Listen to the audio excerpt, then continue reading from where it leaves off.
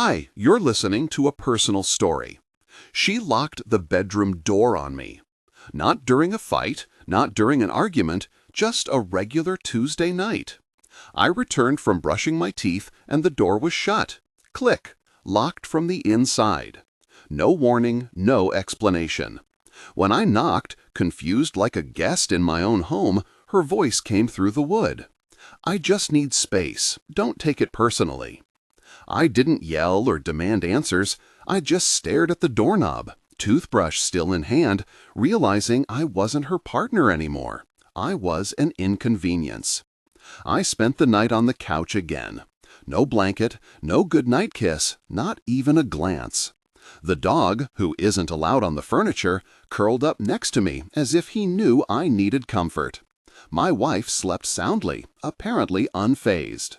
The next morning, she made coffee for herself. I asked calmly, "Is something wrong?" She sipped and replied, "You're too emotional. I'm not your therapist. I don't owe you intimacy. Get that through your head." Right there in our kitchen, sunlight streaming onto the counter like nothing was broken, her words hit me like acid. She didn't yell them, she meant them. It felt rehearsed, like a line from some self-help podcast. I didn't respond, just nodded. But inside, I shattered. For years, I thought working harder, fixing things faster, saying "I love you" more often would bring her back. But no, she'd already left. Her body was still in the house, but her soul had checked out months ago. And now she blamed me for wanting connection. So I did what any emotionally drained person would do. I smiled. Then I spent the next 72 hours showing her what life looks like when I stop giving her my attention, kindness, or loyalty. No shouting, no speeches, just quiet withdrawal. Silence has a way of getting loud when someone's not used to it. The moment she noticed my absence, she panicked. Secrets began slipping out. Trust me, what I found was worse than I imagined. Something shifted after that night. I wasn't sure if it was her or me. I started noticing things I'd ignored before. The way she stepped outside for certain calls. How her smile, the one I hadn't seen directed at me in months, flickered when she texted someone. I wasn't looking for signs, but when you're no longer part of someone's world, you notice who is. She started dressing nicer, wearing lipstick on a random Tuesday, heels for quick errands. When I asked, she said, "I'm allowed to feel good about myself." Sure, but why now? Why all of a sudden when she'd spent the last year saying she was too tired to go anywhere with me? The real blow came days later. I returned home from work to the sound of laughter, deep, carefree, flirtatious. Drawn to the noise, I stopped at the kitchen window. There she was, on the phone, leaning against the counter, twirling her hair, smiling like the girl I once knew. But as soon as she noticed me, her expression shifted so abruptly it left me reeling. She hung up without a word, brushed past me, and snapped, "Don't look at me like that." Like what? Like I saw you happy, but not with me? I stayed silent. I was tired of the endless loop, asking, being dismissed, walking away feeling insignificant. I didn't want another lecture about being too emotional or needy. That night, I turned off both our alarms. Let her be late for once. She stormed into the living room, yelling, "Why didn't you wake me?" I smiled faintly. You don't owe me closeness. I don't owe you punctuality. She blinked, thrown off balance for the first time. Something in her cracked. But I wasn't finished. I'd only just begun to pay attention. What I uncovered next would change everything. The next morning, clarity struck. Not like a triumphant spark, but a flickering bulb in a dark, damp basement. I wasn't crazy. I wasn't overreacting. I was just painfully, stupidly late to a truth that had been glaring at me for months. Delaney hadn't just stopped loving me. She'd started loving someone else. Her distance wasn't due to stress or exhaustion. It was her quietly constructing a world where I didn't belong. Piece by stolen piece. And the first fragment of that world, I found it in her car. She'd taken mine that morning because hers was low on gas. Normally, I wouldn't have checked, but I'd left my laptop in the passenger seat the night before. When I opened the door, a receipt caught my eye. Crumpled, ordinary, except for the timestamp, 11:48 p.m. The same night she claimed she was helping her sister pack. She doesn't drink wine, ever. I sat in the driver's seat, hands trembling, mind racing to defend her. Maybe she went out after packing. Maybe it was nothing. Then I saw it on the floor mat, a navy blue tie. Not mine. I haven't worn one since last year's wedding. My stomach churned. I picked it up gingerly, as if it might burn me. It smelled faintly of an unfamiliar cologne. Warm, sharp, confident. Everything I wasn't. I didn't confront her that night.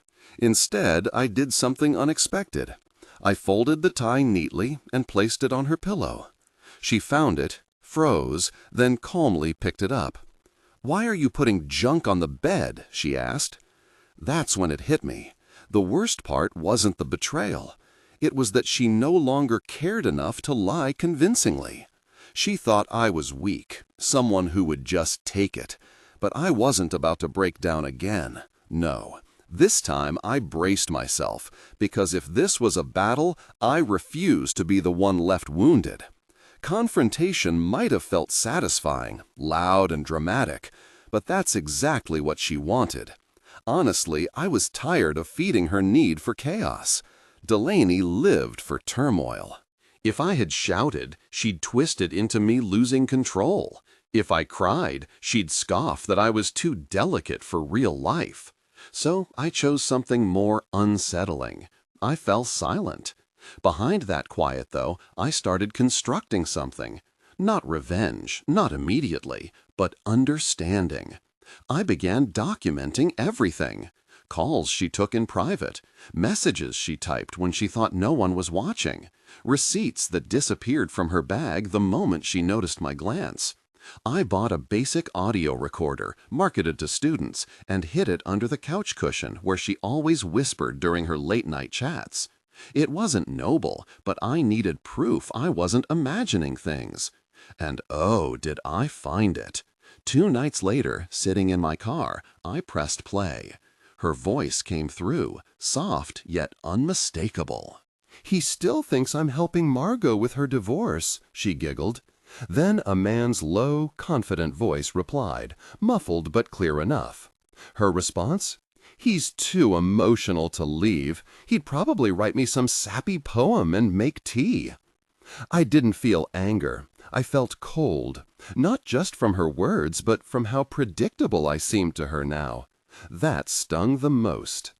That night she returned late again, blaming Margot's supposed meltdown. I nodded, smiled, even offered tea. She declined, scrolling on her phone with her feet propped up as if everything belonged solely to her. Inside, though, I was strategizing. She expected nothing, no emotional reaction, certainly no action. Financial, legal, tactical steps were forming in my mind. I wouldn't let her keep seeing me as powerless. She treated me like I couldn't fight back? Fine. Let her think that, while I worked on flipping the balance entirely. When it happened, it would be subtle but final. Delaney grew careless, overconfident.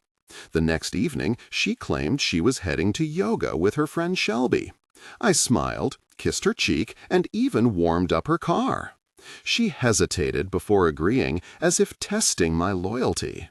Funny thing, Shelby had messaged me earlier asking for help fixing her porch light next week. No mention of yoga, no plans with Delaney.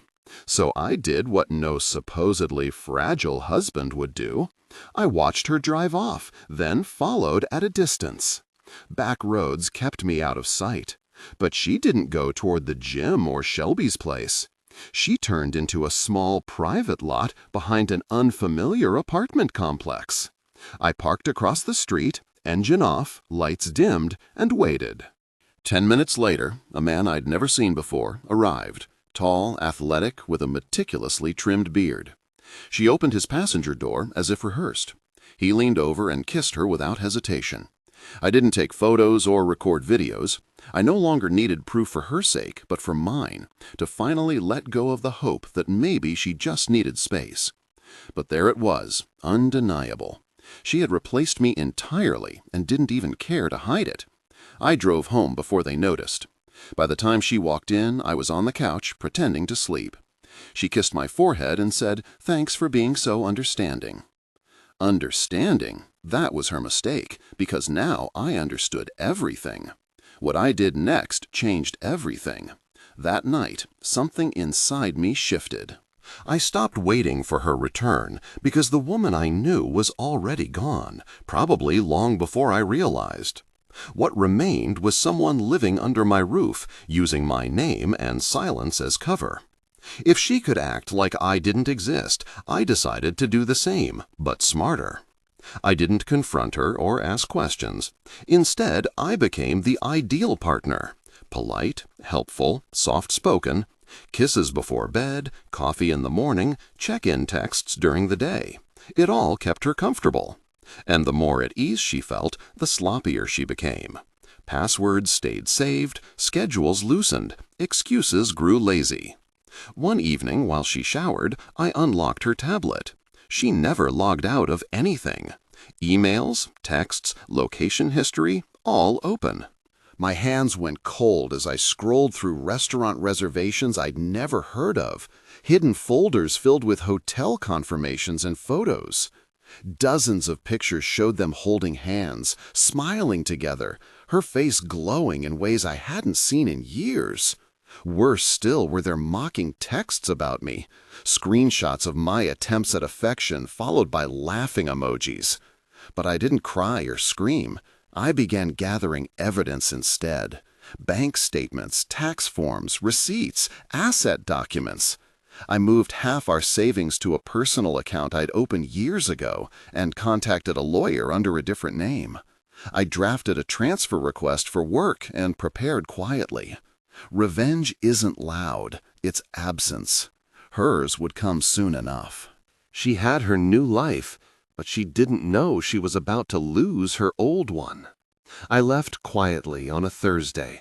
No dramatic gestures or grand farewells. No note, no packed bags by the door. Just the soft click of my shoes against the floor as I rose before dawn. I turned off the alarm before it could ring, grabbed an envelope tucked inside a cereal box, and walked out. Inside that envelope was everything. Signed divorce papers, a photo of her with the man from the parking lot, bank statements detailing our shared accounts, and a short handwritten note. 3 words, "You're free now." She wouldn't find it right away. Late yoga sessions had made her a late riser. She'd assume I was coming back soon, maybe even text me for errands like picking up groceries.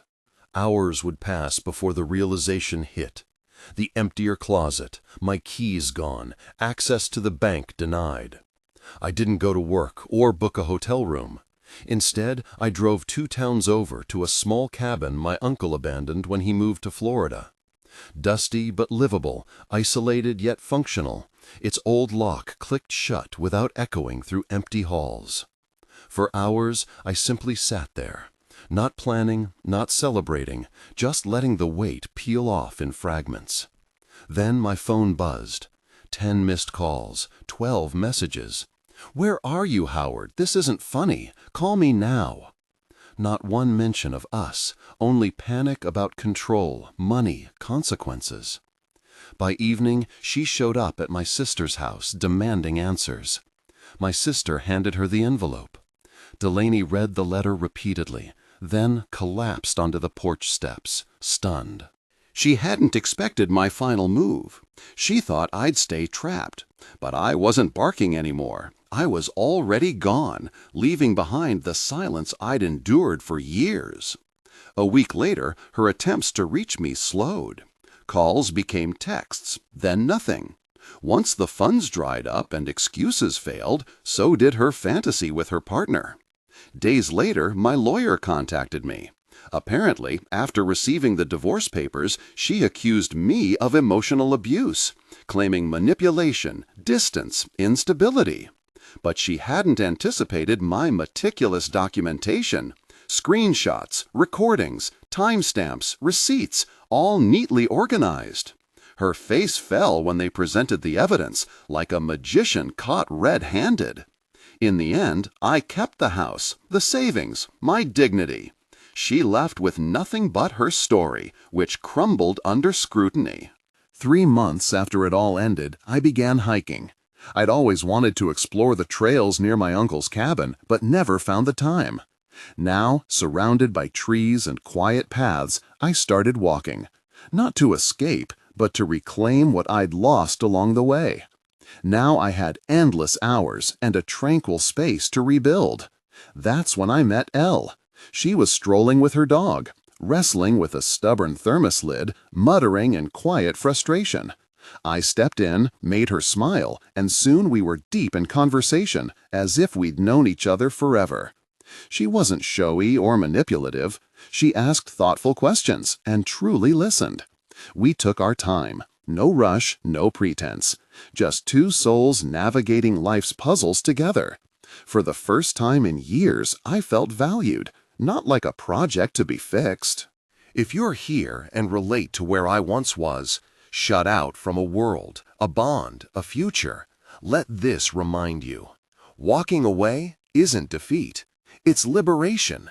It's the start of something unexpected. What's the most surprising turn your life took after leaving something behind? Share your story below. And always remember, silence isn't surrender. It can be the boldest choice.